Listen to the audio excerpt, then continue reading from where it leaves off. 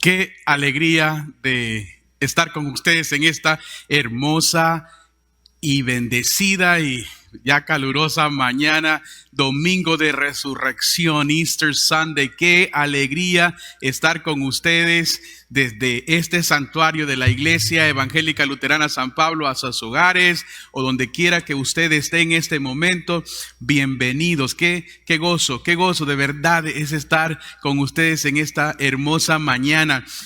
Yo voy a decir la siguiente frase y aunque seamos nomás un equipo aquí pequeño, ustedes van a contestar y ustedes en casa también, y si gustan lo pueden escribir en su chat. Yo voy a decir: Cristo ha resucitado, y ustedes van a decir: sí, ha resucitado en verdad. Una vez más: Cristo ha resucitado, y ustedes dirán: sí, ha resucitado en verdad. Ahora sí, ¿listos?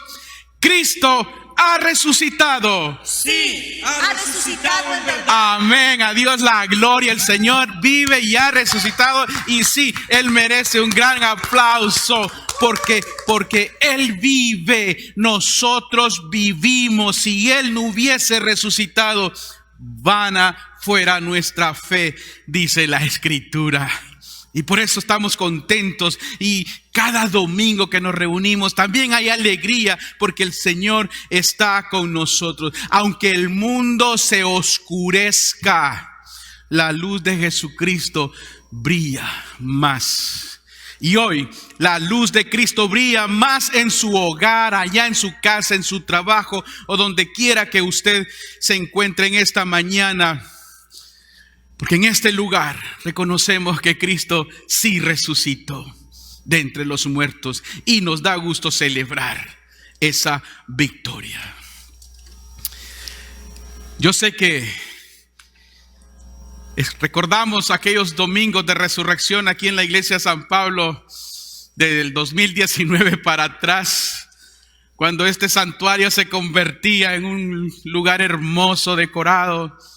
Los niños con las actividades de resurrección, el drama de resurrección, la búsqueda de los huevitos al final, el desayuno entre los servicios, el lunch, recuerdan el potluck y toda la alegría de resurrección, y ver a la gente entraba y salía de este santuario. Pero hermanos y hermanas, vamos a regresar a celebrar el resto de nuestra vida resurrección en este templo hasta que el Señor nos llame a su presencia. La iglesia del Señor Jesucristo no se oscurece, al contrario, brilla más como brilla su palabra. ¿Y qué le parece si repite conmigo estas palabras que dominicalmente decimos en honor a la palabra de Dios? Esta es la palabra de Dios. Yo creo en ella. Hay poder en ella y viviré por ella. Aquí está, en esta santa Biblia, el hermoso mensaje que el Señor nos ha dejado para siempre. Por eso decía que en esta mañana,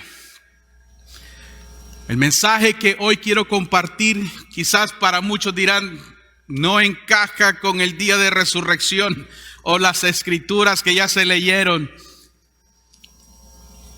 Pero hay que recordar que Cristo vive, y siempre su palabra nos va a enseñar y nos va a educar y nos va a guiar. Y por eso en este día yo sé que hay muchas personas afuera que tienen necesidad de saber que Jesús vive y que está dispuesto a tomar sus vidas para ponerlas en orden. Yo sé que hay muchos que pueden sentirse en este día desanimados, abrumados, enfermos y cansados por todas las consecuencias de esta pandemia. Y hay quienes sienten que están perdiendo el control frente a la ansiedad, el miedo y la incertidumbre. Por eso el título de este mensaje para este domingo lo he titulado Cristo, lo siguiente: cuando la vida se siente fuera de control. Antes de continuar, déjeme orar. ¿Me acompañan? ¿Me acompañan a orar?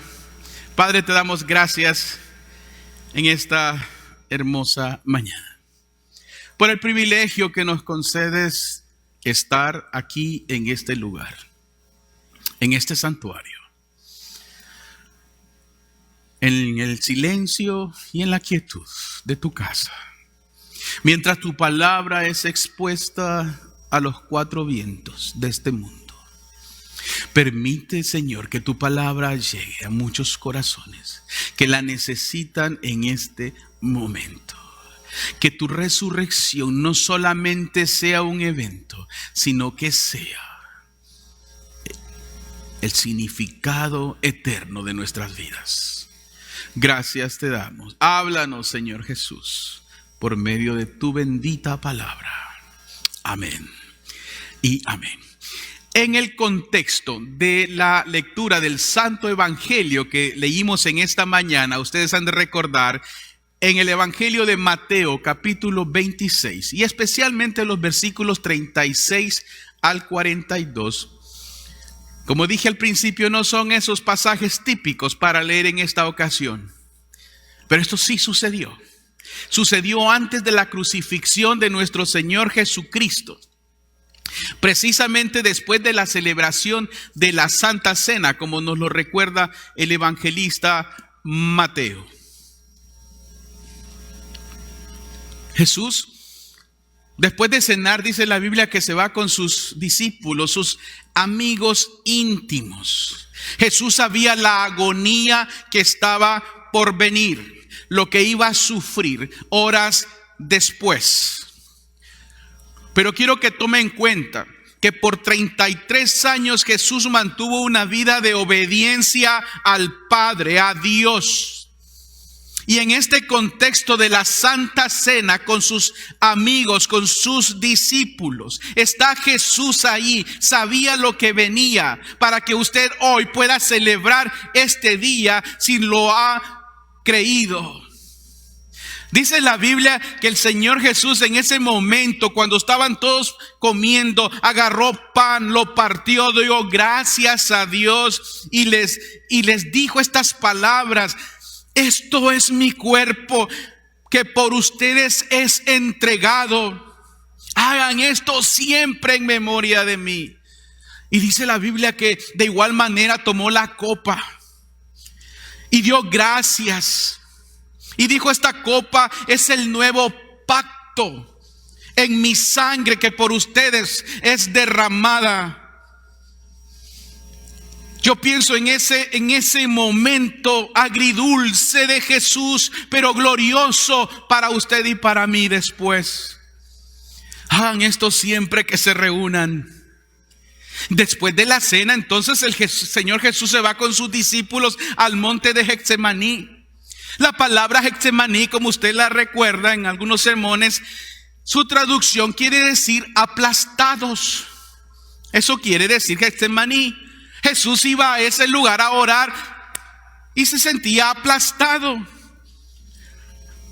En el versículo 36 al 38 dice estas palabras: entonces Jesús fue con ellos al lugar que se llama Getsemaní y dijo a sus discípulos: siéntense aquí mientras yo voy a orar a aquel lugar.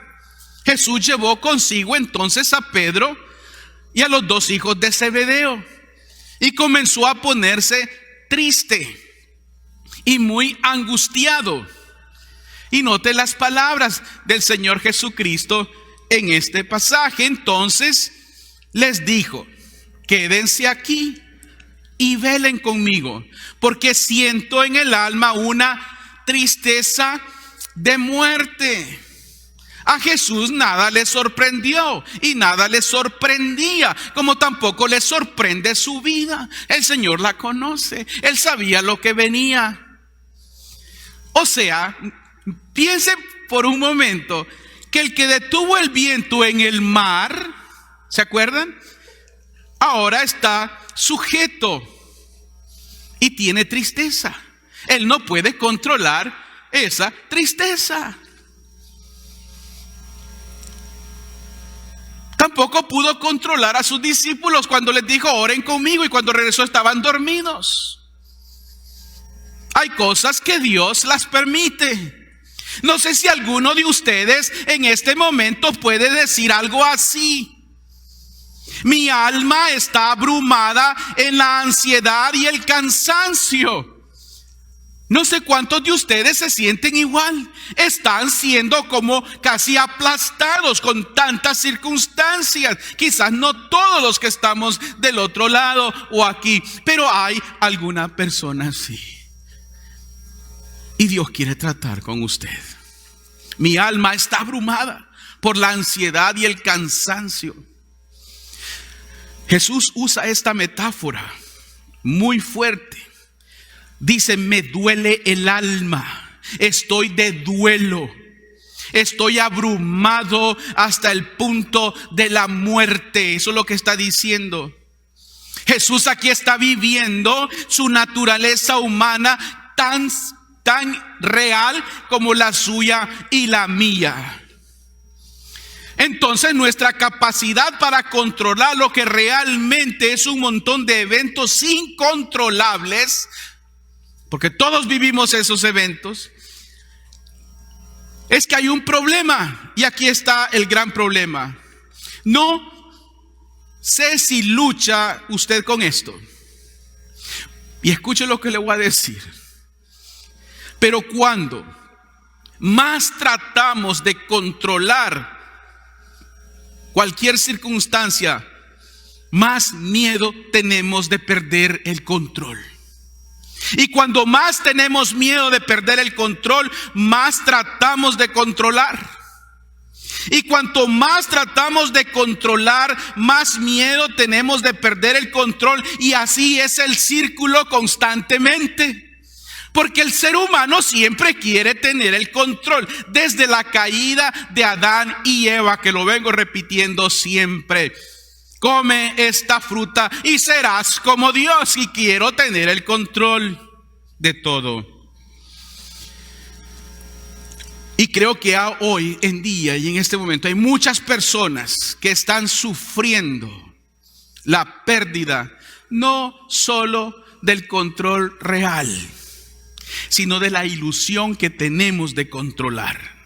Y Jesús aquí nos ofrece en esta oración ante Dios, ante el Padre, que muestra Él las palabras más poderosas de entrega.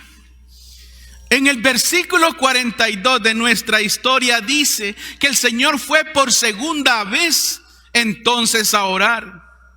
Veremos que la rendición no siempre es un evento único. A veces tenemos que volver otra vez a Dios en otro momento para volverle a decir: Señor, ¿cuándo va a pasar esto de mí? Vuelve por segunda vez Jesús a orar al Padre, pero esta vez le dice al Padre: Padre mío, si esta copa no puede pasar de mí sin que yo la beba, que se haga tu voluntad. Recuerdan las escenas antes de el fatídico viernes. Si podemos hacerlo, diría Jesús, de otra manera, Señor, me encantaría hacerlo. Sin embargo, no es mi voluntad, sino la tuya. Note estas palabras para aquellos de ustedes que están afligidos en este día de resurrección por la pérdida de esa ilusión, porque es ilusión del control. Espero que acepte esta verdad que le voy a decir. No siempre tienes el poder de controlar, pero siempre tendrás el poder de rendirte. Y eso es lo que el Señor quiere en este día. Que dale a Dios todas sus preocupaciones y ríndase en este día de resurrección, porque Jesús ya le probó que resucitó. ¿Qué más quiere hacer? Creo que alguien debería estar escribiendo esta frase en este momento. No siempre tendré el poder de controlar las circunstancias, pero siempre tendré el poder de rendirme delante del Señor. Amén. ¿Cuántos dicen amén a esta verdad? Yo digo amén. Creo que es muy importante. Usted no siempre tendrá ese control, pero cada día podrá venir ante el Señor. He escuchado en mi ministerio a muchas personas decirme lo siguiente: ¿a dónde está Dios en medio de mis problemas o de los problemas o recientes? ¿A dónde está Dios en el caos de esta pandemia? ¿Ha causado Dios toda esta pandemia? ¿Es el castigo de Dios? ¿Por qué Dios permite todo esto? ¿Podré seguir confiando en Dios? ¿O a dónde está Dios cuando las cosas en mi vida se ponen complicadas? Cuando un ser amado está grave, cuando sufro a la par de mi hijo o mi hija que está en agonía. ¿Dónde está Dios? Lo he escuchado muchas veces, reciente lo escuché. ¿Dónde está Dios? Y es una pregunta muy válida y Dios la entiende. Se la voy a compartir quizás más adelante a través de esta escritura, si usted me pone atención. Pero antes de llegar a la siguiente parte de este tema, quiero que ponga atención a lo que le voy a decir. Quizás algunos no han escuchado este tipo de filosofía que existe por allá afuera, pero le voy a mostrar por qué muchas personas, tanto Easter o Resurrección como otros eventos cristianos, ya no le dan importancia. Muchas veces yo veo que es más importante las cosas decorativas de Easter que lo que significa resurrección. Leí esta información. Según algunos investigadores, hay una manera de pensar en la juventud en este país. Estoy hablando de personas de menos de 31 años para abajo específicamente, que tienen esta creencia en Dios. Según estos investigadores, psicólogos y expertos, hay algo que se llama DTM en español, en inglés MTD, que significa deísmo terapéutico moralista. Usted lo puede buscar. Deísmo terapéutico moralista. ¿Qué significa eso? ¿De dónde salió eso? ¿De dónde aterrizó esa manera de ver las cosas? Déjeme decirle lo siguiente: es el término que se utiliza para describir lo que estas personas de este grupo consideran las creencias comunes entre los jóvenes estadounidenses. Este estudio es el resultado del proyecto de investigación estudio de la National Religious Youth, el Comité Nacional de la Juventud y la Religión. Esa es la definición que encontré. El estudio de estos autores encontró que muchos jóvenes creen en varios estatutos morales que no son exclusivos de ninguna de las principales religiones del mundo. No es una religión o teología como tal, sino que se identifica como un conjunto de creencias espirituales comunes. En esta combinación de creencias es lo que ellos denominan deísmo terapéutico moralista. ¿Cómo se clasifica esto? De la siguiente manera.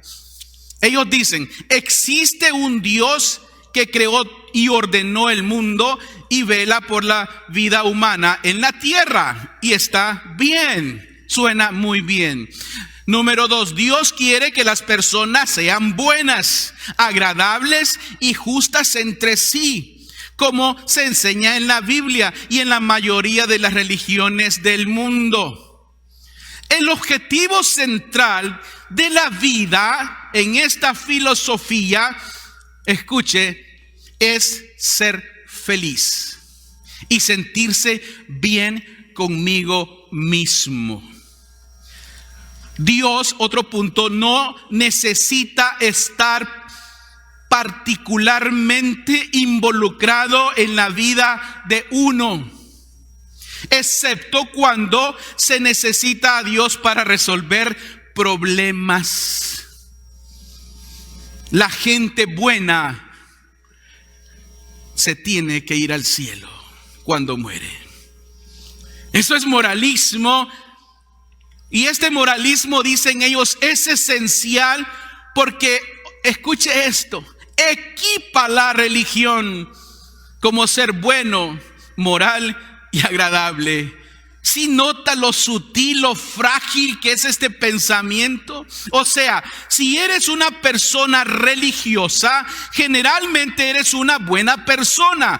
No vas a juzgar, no vas a ser arrogante, vas a ayudar un poco a otras personas, no te enfocarás en ti mismo, vas a ser moral y serás bueno. Este grupo cree que la fe es un medio para mejorar su vida. El deísmo es la creencia de que Dios es real, pero Él no está realmente involucrado a menos que usted lo necesite. Es un amuleto, en otras palabras. Ese es Dios. Por eso la resurrección en este mundo contemporáneo es opción. Es más importante el brunch, es más importante el comercio, la decoración. Es un día más festivo, mientras no me involucre con ese Dios. Ese es el problema. Está ahí. Dios está ahí, pero no se involucrará en mis actividades diarias. Y entonces, para resumir lo que es esta creencia común en esta generación que está emergiendo en todo nivel, es que existe un Dios mayormente no involucrado para mejorar nuestras vidas. Y hay muchas personas que van por la vida creyendo en una de estas formas. Asisto a la iglesia, leo la Biblia, la tengo en mi apps, ayudo a alguien, hago una buena obra de caridad, entonces mi fe en Dios debe hacerme feliz, saludable, confortable y libre de problemas, porque yo estoy haciendo un acto de fe, un acto de misericordia. No necesito un compromiso directo con Dios. No necesito regresar más a la iglesia después de la pandemia. Por un año ya probé que puedo ser bueno sin asistir después a un templo. ¿Se da cuenta cómo se elabora todo esto? No necesito un compromiso con Dios, no la iglesia. Que se encargue la iglesia de otros problemas de necesidad. Yo no. El problema con esta mentalidad religiosa, querida iglesia, es el siguiente. Si quiero ser feliz y no lo soy, o Dios me ha fallado, o realmente yo soy muy malo. Esa es la manera de pensar. Si Dios quiere que mi vida sea mejor, fácil y libre de problemas, y de repente tengo obstáculos, pruebas y problemas grandes y más grandes, entonces Dios no es realmente bueno. Dios no está realmente involucrado.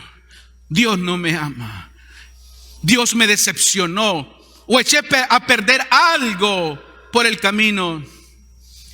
Iglesia, en este día no tiene más valor mi fe que hacerme sentir bien. Y no es así. ¿Sabe que el año pasado 33% en toda la nación creció en muertes en este país en el año de la pandemia? ¿Por qué? Porque hay mucha. El ser humano está alejándose cada día más de Dios. Y este día debemos de volver a la cruz, ver la cruz vacía, sin el Cristo crucificado. Sabemos que hay una tumba vacía, sin el Cristo enterrado. Entonces, ¿dónde está el Señor Jesús? Está, diga, con nosotros. Escriba, con nosotros. Entonces, ¿qué pasa? ¿Qué pasa si me rindo a la voluntad de Dios? Porque por eso Cristo resucitó, para que usted se rinda a su voluntad. Jesús lo dijo: no se haga mi voluntad, voy a morir en la cruz, pero sea la tuya, tu voluntad. ¿Qué pasaría si me rindo a la voluntad de Dios? Muchos queremos vivir con nuestros pecados. Si me rindo a la voluntad de Dios, entonces Dios va a hacer algo en mi vida y no quiero eso. A veces tenemos una información equivocada. Diría el soltero, si me rindo al Señor, a lo mejor nunca me caso. No. ¿Qué pasa si estoy tratando de buscar a Dios y seguirlo, pero no mejora nada en mi vida? Estoy tratando de seguir a Dios y mi esposo no cambia, dice la esposa. Cada vez que lo veo parece que se le metieron 7 demonios. Siempre está de mal humor. Estoy ora y nada cambia. ¿Qué hago si estoy buscando la voluntad de Dios? Estoy tratando de seguir a Jesús. Estoy orando por la voluntad. Pero todo es difícil. Me estoy cansando. ¿Cuándo va a pasar esta pandemia? Es por esto que muchos no entienden el sufrimiento de Cristo, mucho menos la resurrección. Yo no debo de sufrir. Es más, hasta hay grupos pseudo religiosos que le dicen: venga a nuestro lugar, pare de sufrir. Pare de sufrir. La Biblia no dice nada de parar de sufrir. La iglesia de Cristo es la iglesia sufriente hasta que lleguemos a la vida eterna. Porque hay unos que sufren y otros que no. Hermanos y hermanas, en Jesús está, mire, escuche lo que le voy a decir en este día de resurrección. En Jesucristo está la definitiva y más contundente respuesta a todas nuestras preguntas acerca por qué hay y por qué no. Cuando sufrimos y podemos ver que no hay nada bueno en nosotros, sufrimiento sí, ninguna razón para nuestro dolor, ¿por qué? Ningún propósito para nuestra angustia, ¿por qué? Entonces ahí, cuando usted tenga ese por qué, es cuando usted rinda hacia el Señor y deje que el Espíritu Santo entonces le guíe. El Espíritu Santo nos guía una vez más a fijar nuestra vista en Jesús. Cuando esté el por qué, mire a Cristo. Jesús miró al Padre, estaba en angustia, estaba aplastado en el Getsemaní, fue a buscar apoyo de sus 3 íntimos amigos, estaban durmiendo, miró más lejos, estaban durmiendo, regresó al Padre, el Padre estaba despierto. Y Jesús le dijo: si es posible que no pase esta copa. Y Jesús responde otra vez: pero no es mi voluntad, es la tuya.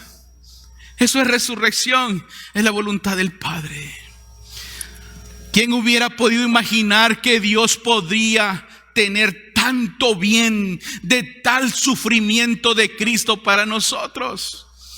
Seguramente aquellos que siguieron a Jesús no lo pensaron así. Sin embargo, la aparente derrota se transformó, en una victoria. El diablo pensó que ya había derrotado a ese profeta, a ese Jesús. Se murió. Yo vi, dice el diablo, cuando lo traspasaron en su costado. Pero no sabía que iba a resucitar. Esa es la victoria del pecado, de la victoria de la vida y resurrección sobre el pecado. El pecado no venció, ni tuvo la victoria en la cruz, la muerte, ni el infierno. Y todo lo que pudiera dañarnos, Jesús lo glorificó en su resurrección. Por eso la cruz del sufrimiento, hermanos, ha venido a ser el símbolo para todos los cristianos, una señal de salvación, esperanza y vida eterna. Por eso es. Y me encanta esto, que Dios extrae el mayor bien posible del mayor sufrimiento posible. Apúntelo. Cuando esté usted enfrentando un sufrimiento posible, sepa que Dios va a hacer algo mayor de ese sufrimiento en usted, para la gloria de Él y su beneficio, para que usted glorifique al Señor. Por eso el apóstol San Pablo dice lo siguiente en Romanos 8:28. Léalo conmigo. Ahora bien, sabemos que Dios dispone todas las cosas para el bien de los que lo aman, es decir, de los que Él ha llamado de acuerdo con sus propósitos. Por eso, cuando pienso en las circunstancias negativas de la vida y los problemas que usted podrá tener y los problemas que yo puedo enfrentar en esta corta vida, debo de recordar también ejemplos del pasado, de la Escritura, de los beneficios que esta resurrección nos ha traído a todos nosotros. Pienso, por ejemplo, en la misma madre del Señor Jesucristo en un día como el viernes. El dolor que esta mujer pasó. Recuerda las palabras del ángel Gabriel: vas a tener un hijo y ese será hijo de Dios y se llamará Jesús porque va a salvar el mundo. Y yo puedo pensar en la alegría de aquel momento, pero ahora pienso en el llanto y el dolor al ver a un hijo crucificado de la manera más espantosa y horrible que una persona puede morir. Pero recuerda cuando el ángel le dijo: tendrás a un hijo. Entonces ella dijo: que se haga la voluntad de mi Señor. Y esa fue la voluntad del Señor, que su hijo muriese en la cruz. ¿Sí me entiende, iglesia, hacia dónde voy? Ella se rindió. Que se haga la voluntad, que sea de acuerdo con la palabra del Señor. En otras palabras, yo me rindo a esa voluntad. Cualquiera que sea tu voluntad, Señor, yo me rindo a ti. Cuidaré de Jesús, posiblemente dijo, pero me voy a rendir. ¿Qué recompensa tuvo ver a su hijo así? Pero glorificó al Señor. Por eso, hermanos, la voluntad de Dios no siempre es fácil. Dígalo, pero siempre será buena. No siempre es fácil, pero siempre será buena. ¿Cuánto le dan la gloria a Dios por eso? Escríbalo, apúntelo. Jesús nunca hizo daño a nadie. Estaba sin pecado, santo, perfecto en todos los sentidos, y aún así fue traicionado por uno de sus mejores amigos, entregado por otro sin piedad, negado por uno de ellos también y golpeado por nosotros. ¿Qué hizo Jesús? ¿Qué hizo el Señor Jesús en todo esto? La gente se burlaba, dice la Biblia, meneaban la cabeza en símbolo de burla. Pero ¿sabe lo que hizo Jesús desde la cruz? Padre, perdónalos porque no saben lo que hacen. Y dijo: consumado es. El Señor cumplió todo lo que el Padre le había enviado a hacer. Y en un acto último de obediencia y rendición al Padre, Jesús se rindió al Padre. Él dijo: en tus manos encomiendo mi espíritu, que se haga tu voluntad. Esa es la actitud en este día de resurrección. Por eso, amados hermanos, la voluntad de Dios no siempre es fácil. Pero 3 días después, nuestro Dios, ¿qué? Demostró que siempre es buena. Espere, el Señor trae algo bueno después. No estoy hablando de cosas materiales. Estoy hablando de lo que solo el Espíritu Santo le puede dar a usted. Frutos del Espíritu Santo: amor, paz, paciencia. La voluntad de Dios siempre es buena.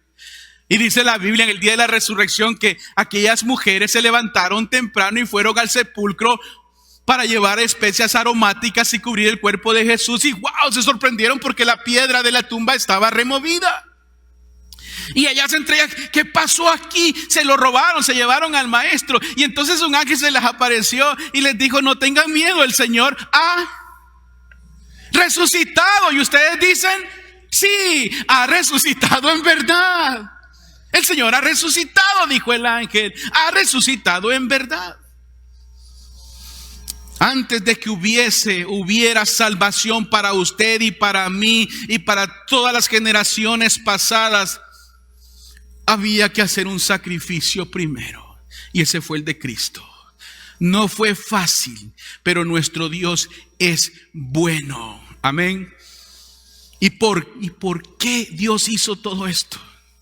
¿Para qué? por usted y por mí, para que delante del nombre de Jesús se doble toda rodilla del que está en el cielo, en la tierra y debajo de toda la tierra. Porque Él es el Señor, por eso resucitó. Y le dijo Jesús a Satanás: viste, no pudiste conmigo, porque yo soy Dios. Y si los ángeles en el cielo se arrodillan delante de Jesús, ¿por qué usted no lo hace? ¿Sabe por qué? Porque el pecado endurece las piernas y el corazón. ¿Qué hará nuestro Dios en el cielo entonces?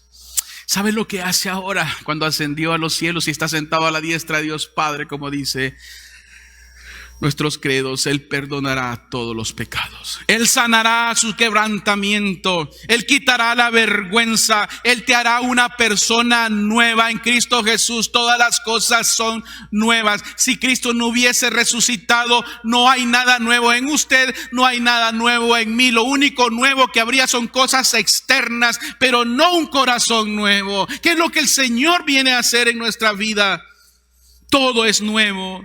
Este día de resurrección es nuevo para usted, porque el Señor viene a reanimar su fe, a bendecirle con su palabra, para que usted se prepare para que un día también se una a las voces en los cielos de millares y alaben al Padre Santo, Santo, Santo. Eso es hermoso. O sea, lo viejo se ha ido, se está debilitando ante la hermosa resurrección de Jesucristo. Nuestro Dios hizo todo por usted, que usted nunca lo haría por usted mismo. Usted no se podría salvar.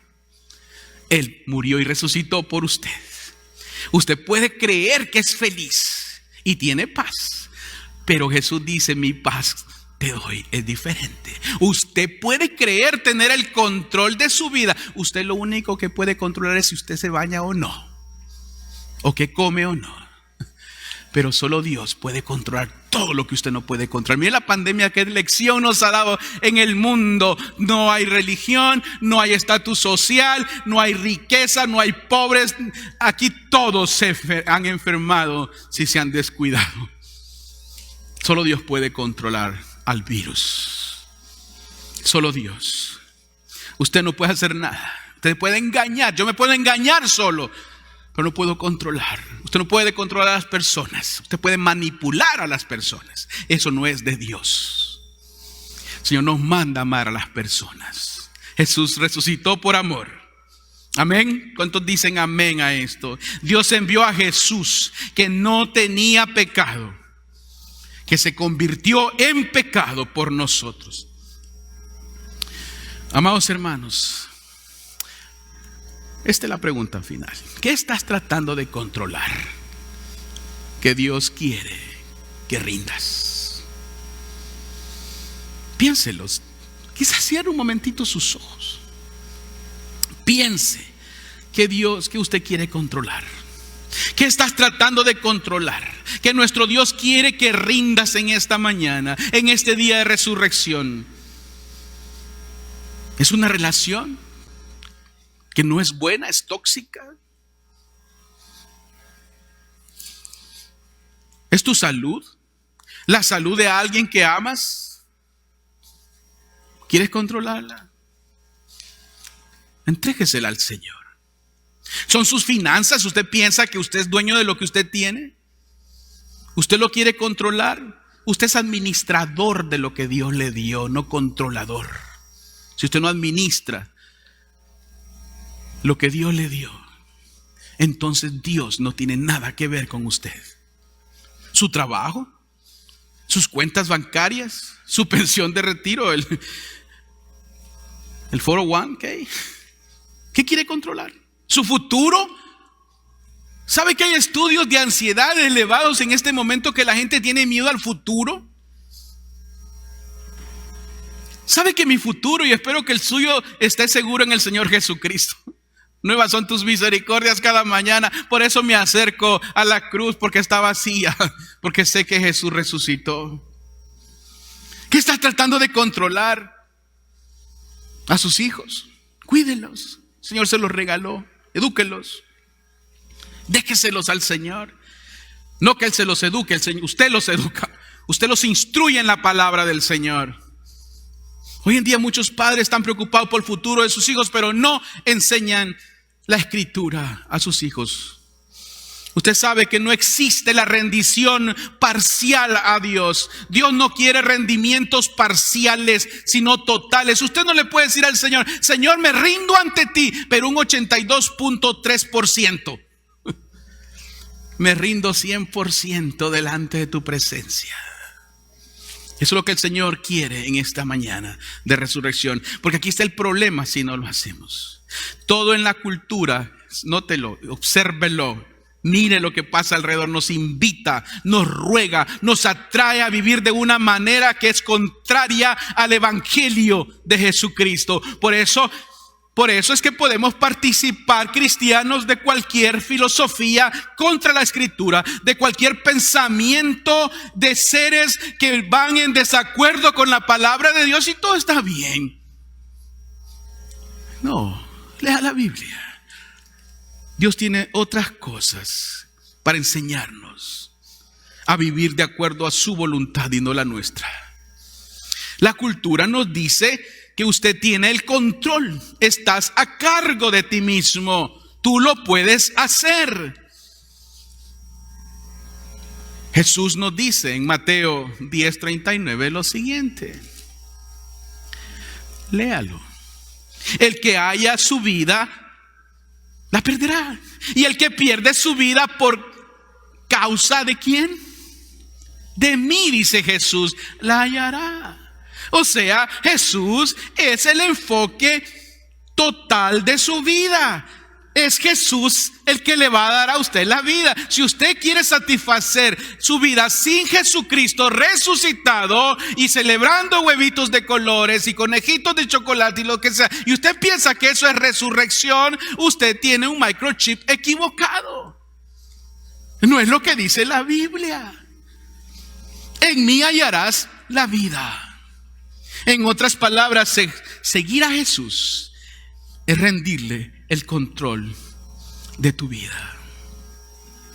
Amados hermanos, la redención no es un evento, rendición no es un evento único. La rendición es una elección de todos los días. Todos los días. Porque siempre queremos controlar. Pero recuerde que siempre tenemos el poder de rendirnos delante del Señor. Para concluir, y cuando usted quiera recordar tener el control, manténgase firme en esto, en la resurrección de Jesús.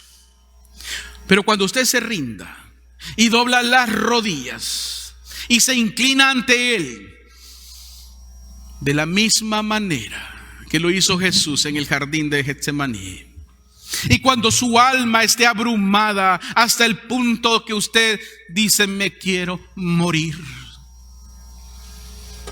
recuerde a Jesucristo, que dijo que se haga la voluntad de Dios y no la nuestra. No es así su voluntad. La voluntad de Dios es buena para usted. Siempre hay esperanza.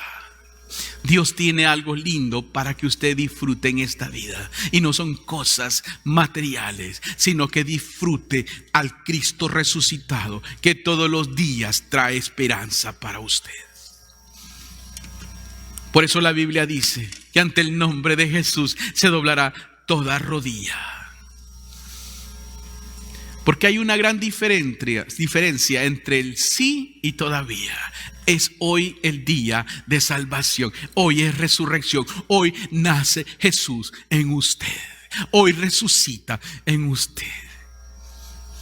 Porque usted estaba lejos de Él. Dios quiere que usted se rinda a Él. Porque Él le ama. Porque Dios Dios no está buscando tu condenación, sino tu salvación. Amén. Diga, Dios no está buscando mi condenación, sino mi salvación. Por eso el Señor resucitó, para mostrarte a ti que tú te puedes rendir también, para que estés con el Señor un día en los cielos y alabemos al Señor para siempre. Eso es lo que Dios quiere. Eso es Easter, si lo quiere llamar en inglés. Eso es día de resurrección, si lo quiere llamar en español. Pero Jesús resucitó y resucitó de entre los muertos. El Señor ha resucitado. Diga, sí, ha resucitado en verdad. A Dios sea toda la gloria y la honra. Déjeme orar por usted si siente que necesita la respuesta del Señor, para que usted tenga paz. Querido Dios y Padre Celestial, mira a estas personas allá afuera del otro lado de estas pantallas, de estos medios, de estas plataformas que tienen hambre y sed de ti, Señor, que se sienten aplastados o aplastadas, que tienen problemas y están enfermos o tienen parientes enfermos o están llorando la pérdida de un ser amado a causa de la pandemia o cualquier cosa. Ven a ellos, Señor Jesús. Ven a ellos en este momento. Muéstrales que tú vives, Señor. Tú vives. Y en este día de resurrección, vuelve a mostrar cuánto nos amas. Espíritu Santo, ven y llena tu iglesia de tu presencia. Llena a esas personas de tu presencia. Abrázales, Señor, en este día. Muéstrales que tú vives. Hay personas allá afuera que dudan de tu resurrección o han vivido una vida religiosa, denominacional, creyendo que sus prácticas quizás les dan paz, pero no conocen nada de tu palabra y no conocen de ti más que tradiciones. Ven a ellos, Señor, y muéstrales que tú vives, que tú no has muerto, que tú no te quedaste en la tumba fría, en aquella vieja ciudad. Tú vives y reinas y estás en control de este mundo. El control está en ti, no en nuestras manos, no en mis manos, sino en las tuyas. Esa es la paz que tú nos das. Gracias.